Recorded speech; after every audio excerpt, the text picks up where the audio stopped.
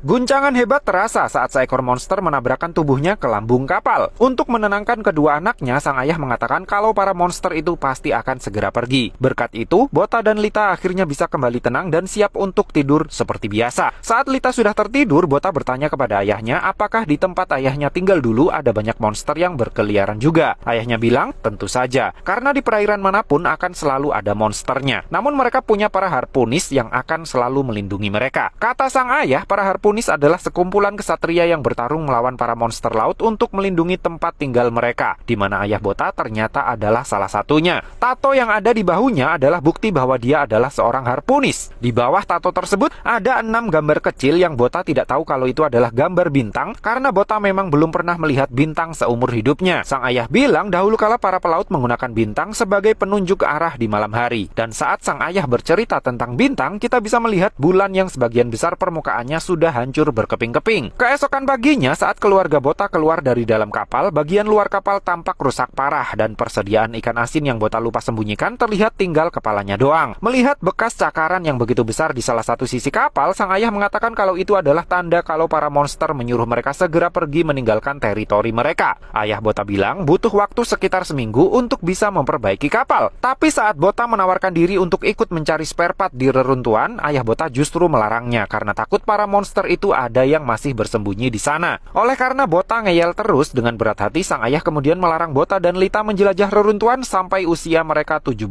tahun. Tentu saja Bota jadi semakin ngeyel. Saat itulah secara kebetulan Lita melihat ada beberapa ekor burung terbang di kejauhan. Itu tandanya ada daratan di dekat posisi mereka berada saat ini, yang ternyata berupa reruntuhan gedung pencakar langit. Karena merasa ada yang tidak beres, ayah Bota menyuruh kedua anaknya untuk bersembunyi dulu di dalam kapal, sementara dirinya akan survei lokasi terlebih dahulu. Dengan membawa sebuah pedang mekanik, ayah Bota berenang menuju ke Pulau Beton dan hanya mendapati beberapa mayat manusia yang sudah tinggal tulang belulang. Di saat yang sama, Bota dan Lita yang ditinggal di atas kapal melihat ada sesosok manusia yang terlihat akan tenggelam. Sementara sang ayah menemukan 2 buah bom di dalam sebuah kotak kayu dan mulai curiga dengan kondisi reruntuhan yang terlihat tidak normal, Lita berteriak memanggilnya karena ada seseorang yang terlihat akan tenggelam. Siapa sangka itu adalah jebakan dari sesosok monster bawah laut yang sangat mengerikan yang sudah siap untuk menyerang dari reruntuhan bangunan yang ada di bawah mereka.